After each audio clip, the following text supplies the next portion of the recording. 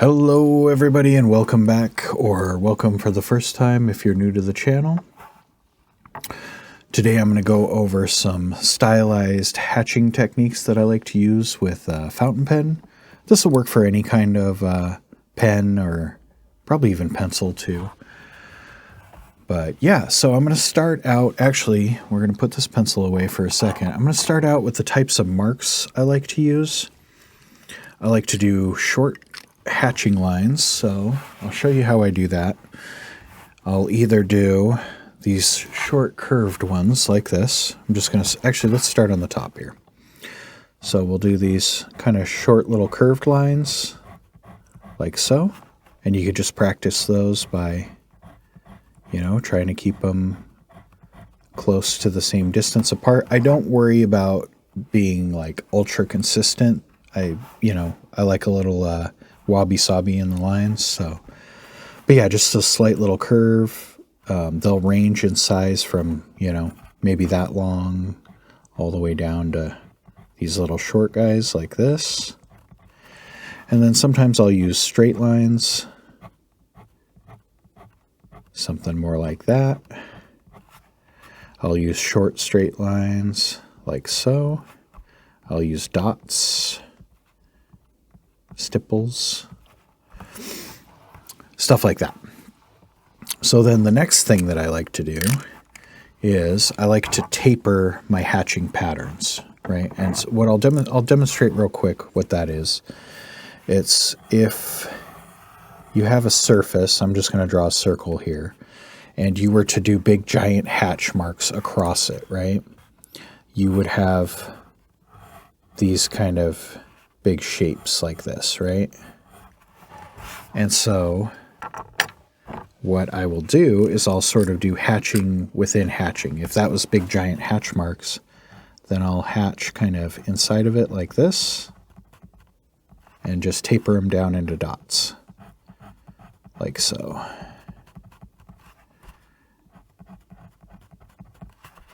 And like so. And what that looks like without the pencil illustration is something kind of like this. I'll tend to just kind of follow one edge. And then I will also use marks like this where I go in between. Those will go from small and they'll widen out, and then they'll taper back down to small again. Kind of looks like this. That was a bad example. Let me try again here. Yeah, it gets bigger, and then it'll taper back down. So those are the kind of hatching marks I like to do. You can just, practice that. It's just,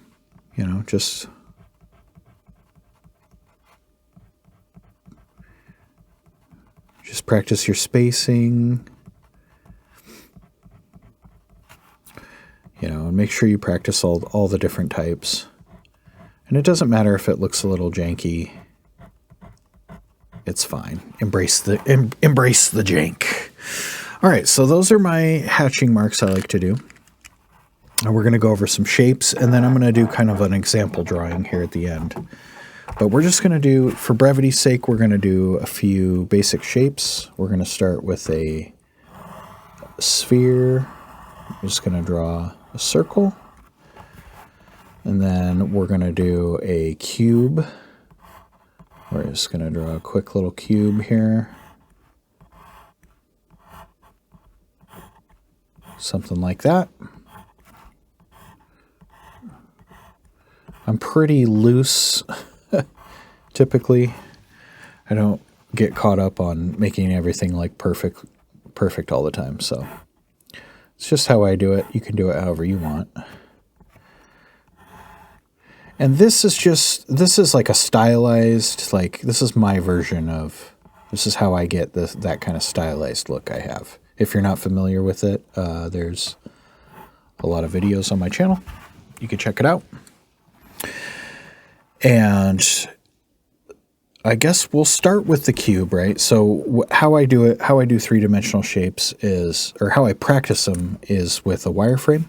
So we'll boop-a-doop a little wireframe on here. And that just follows the contour of the shape, right? So with the cube, it doesn't have a lot of contour, but it will follow the sort of faces like so and like so. And there's your wireframe of a cube, right? Oop.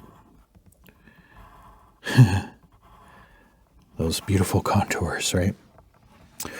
And with the sphere, so you're going to want to decide where your light source is. Let's just jot that down real quick. I'm going to do a little 3D cone arrow, basically, is what that is. And that means that it's kind of coming from the top left and away from the viewer, right? So the light source would be behind us somewhere. And that's going to be important on the sphere because we're going to put that wireframe in perspective with the light source, I guess, kind of. It's going to have that, see how that has that perspective to it? I think that makes sense, hopefully. But I will show you what I mean here, and we're just going to draw the wireframe on here. We do the rings, concentric kind of rings around the sphere, and then we'll draw this. Basically, we're making a beach ball here. Something like so. Beautiful. And we have our three-dimensional shape. Now for the cylinder, it's kind of halfway between the cube and the sphere. We're going to have curved lines going around it, but straight lines going parallel. And then we'll have a point here. And something kind of like that. All right, so there's our three basic shapes that we're going to do today. There are more shapes, but just to keep the video at a reasonable length, we're going to just do these three shapes. I'm going to give them a light erase. And I guess let's start with the cube.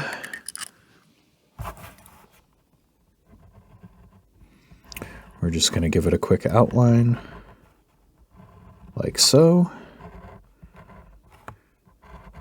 It's okay if it's janky. Embrace the jank.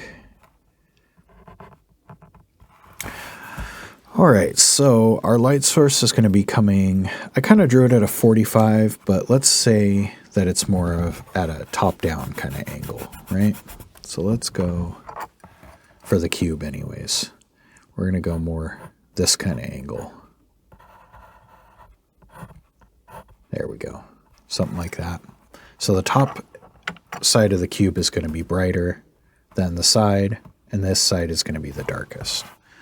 So what we're going to do is we're going to use our hatching technique, and we're going to give this one just a little bit of highlight. I'm going to start at the medium. That way I can base everything else off of it. And we'll just come upwards, taper, just following that wireframe, right? Like so, and then I'll come in between on this face and just do something like that.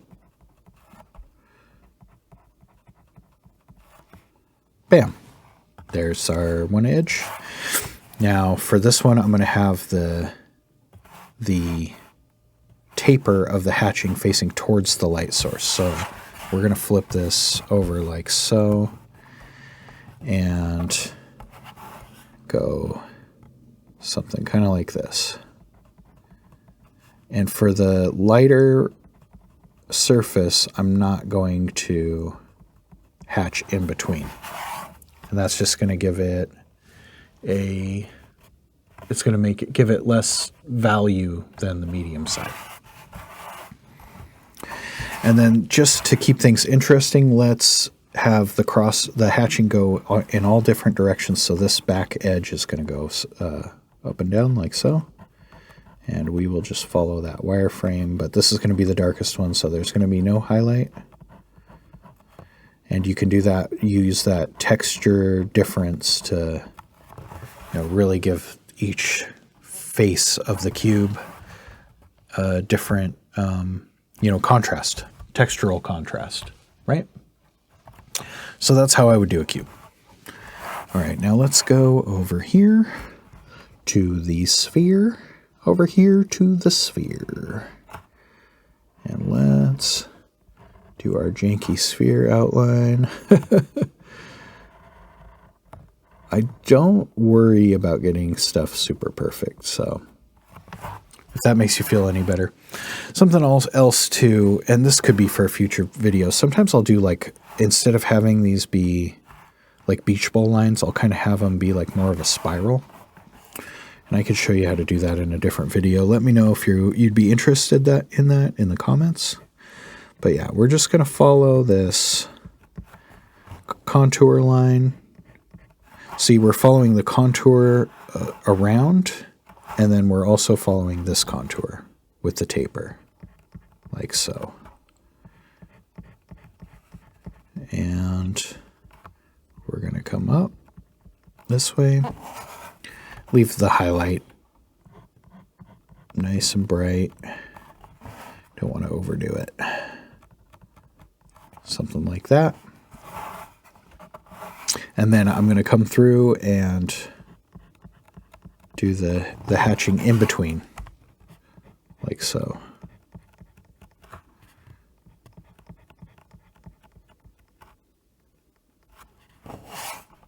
And that one here, like that. And you end up with something kind of like that. This is one way I'll do it. I don't always do it this way. This is just kind of the basics, right?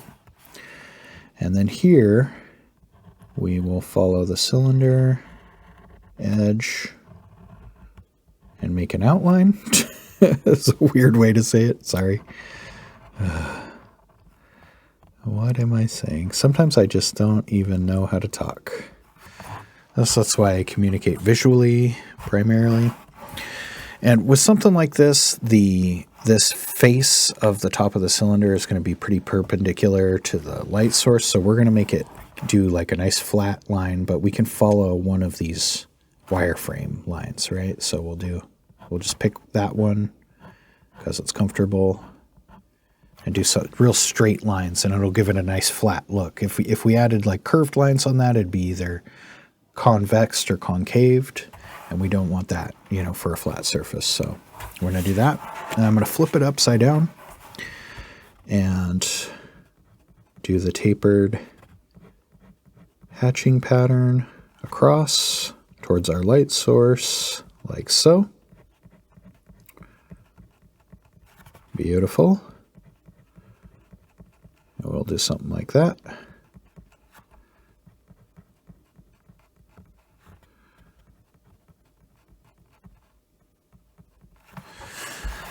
Like so. And there you have your basic shapes. You can kind of use this exercise to, you know, practice that style of hatching.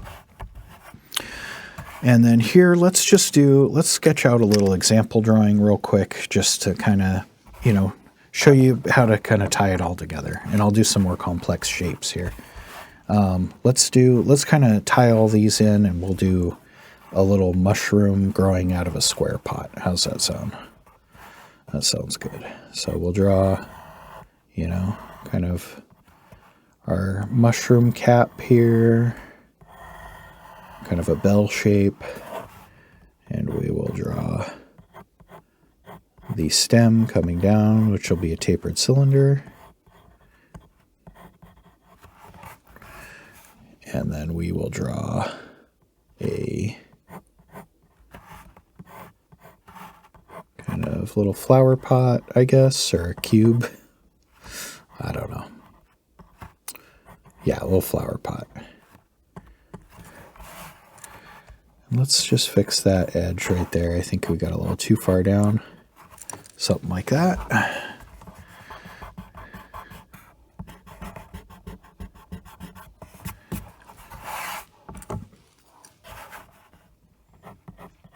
And this isn't going to be perfect or anything, but this will just give you an idea of how you can kind of take all this stuff and put it into practice.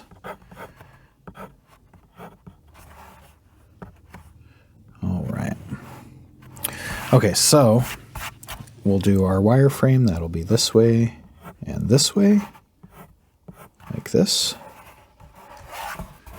Try not to smudge the ink on the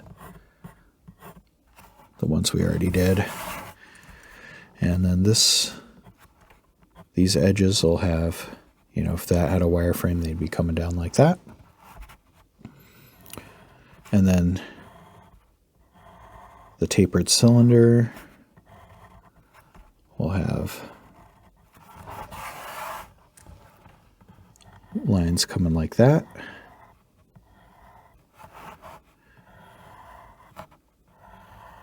And then something similar up here.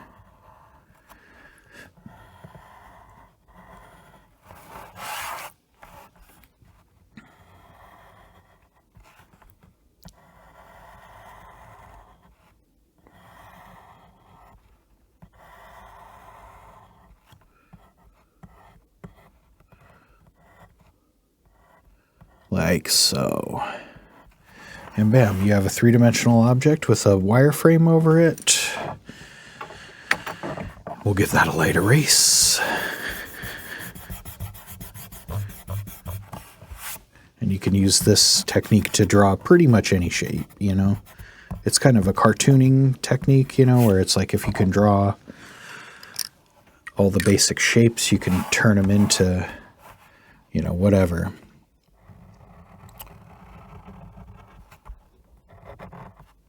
We'll go like so. Embrace the jank.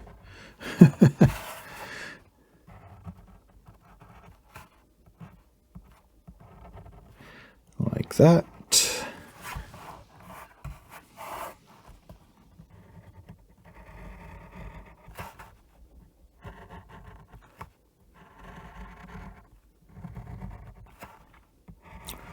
Draw these lines in with the cube here.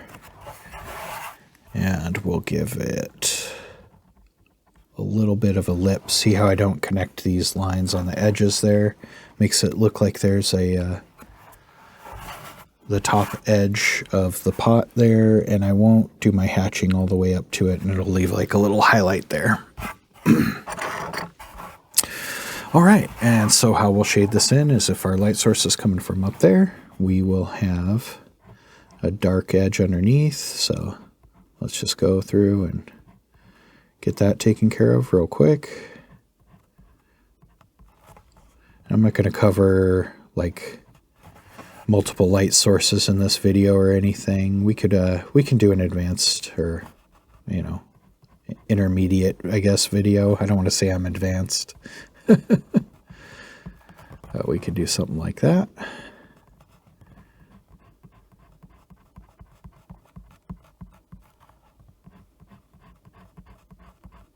And get heavier and heavier on the shadowed side with the hatching.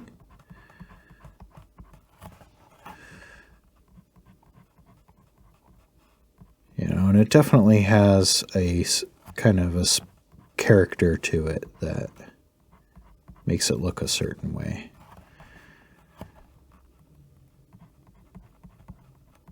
And come up.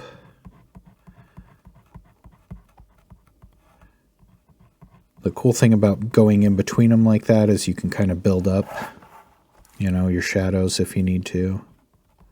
I have a tendency to overdo it a little bit, I think, but let's see here.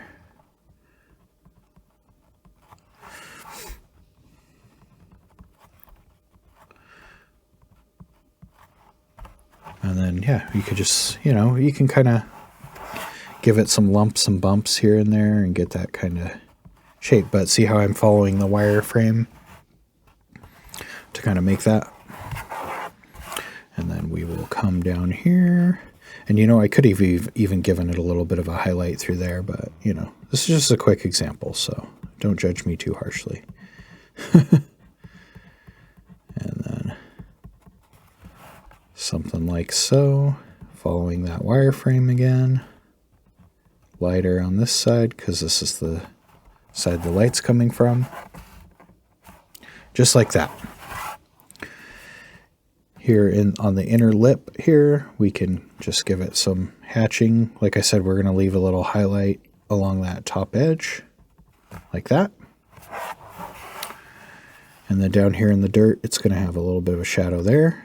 There's going to be a shadow behind the mushroom, so something like that. Something like that. Some dots here. And then finally, we'll do, this is going to be kind of the medium tone. This is going to be the dark. We'll come through, hatch up.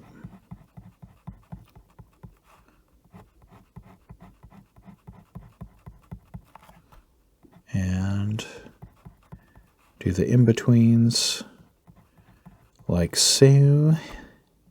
And there we go. Leave that edge bright. Leave the top edge bright too. And then, yeah.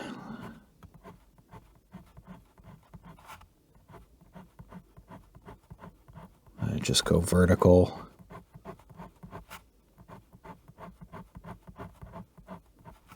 Like so.